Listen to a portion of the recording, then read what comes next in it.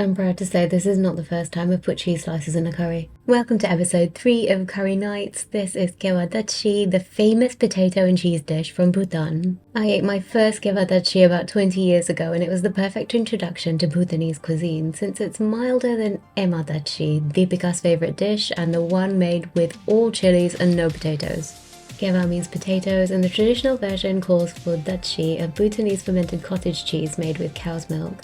Since that's not commonly available outside of East and South Asia, I found that the next best option is American sliced cheese. Don't even think about using anything fancier because this melts perfectly for a creamy sauce. Your posh cheese will ruin it, you have been warned. Let's start with the kewa or potatoes. I'm using a floury variety called Maris Piper here in the UK, but you can use any variety of floury potatoes where you are.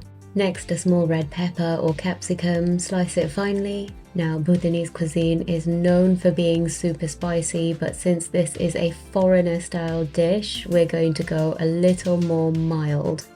I'll be adding 2 to 3 hot green chilies, but you can adjust this according to your taste. Now you'll see how simple this dish really is. It's a complete one-pot affair, you can do it quickly after work, and it has tons of flavour, so it won't taste like you didn't spend that much time on it. Once all your ingredients are in the pot, set the pan over a medium heat and add boiling hot water from the kettle.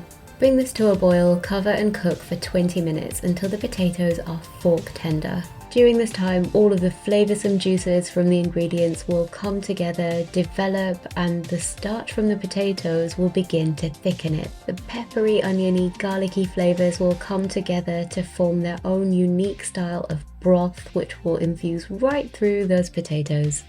Sometimes putting the simplest of ingredients together in the easiest way possible yields the most delicious results.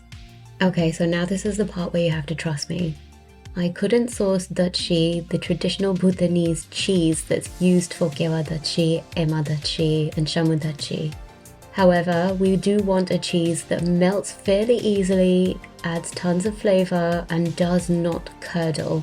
I found that the best alternative is American sliced cheese. This is not the time for any kind of fancy cheeses.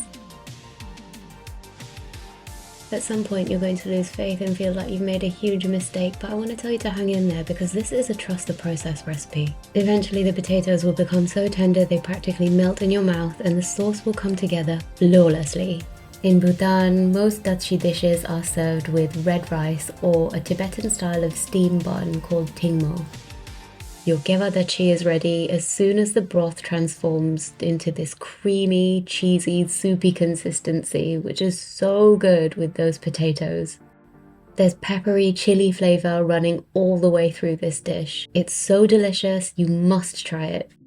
Have this amazing Bhutanese dish on the table in under 30 minutes.